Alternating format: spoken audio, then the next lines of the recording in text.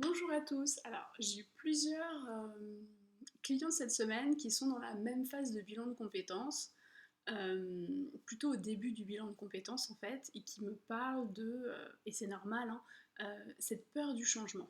Bah oui, quand on entame un bilan de compétences, c'est que ça va tellement plus, ou alors on n'a pas attendu que ça aille tellement plus, mais enfin, souvent quand même, ça va tellement plus professionnellement qu'on a envie de changement. Donc, on va faire le bilan de compétences. Et puis, quand on commence le bilan de compétences, ça devient réel et plus ou moins rapidement arrive, et plus ou moins forte aussi, hein, arrive cette peur du changement. Alors je vais vous donner une astuce de coach, mais que j'utilise énormément dans le cadre du bilan de compétences. C'est une espèce de formule mathématique qui fonctionne toujours pour tout le monde, quelles que soient les sphères de vie, donc n'hésitez pas à y réfléchir. Quand la peur est supérieure à la motivation, il y a de l'immobilisme. Et quand la peur devient inférieure à la motivation, on se met en mouvement. Alors vous allez me dire, elle est bien gentille avec sa formule mathématique, moi je veux bien diminuer ma peur et augmenter ma motivation, mais je ne sais pas comment faire. Bah, c'est la bonne nouvelle et c'est en ça que c'est pratique d'être accompagné.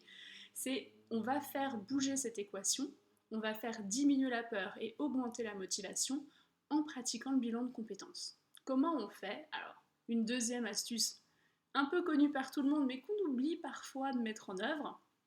Qu'est-ce qui va faire diminuer la peur? Ce qui va faire diminuer la peur, c'est diminuer la zone d'inconnu.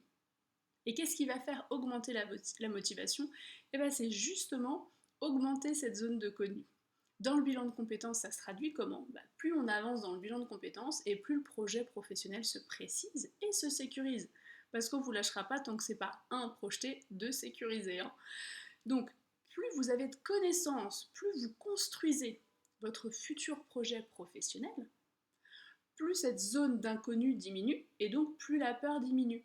Et plus vous définissez votre projet professionnel, plus ça vous permet de vous projeter, et on a en plus de super protocoles pour ça, plus ça vous permet de vous projeter, et plus vous vous projetez dans ce projet, plus la motivation augmente.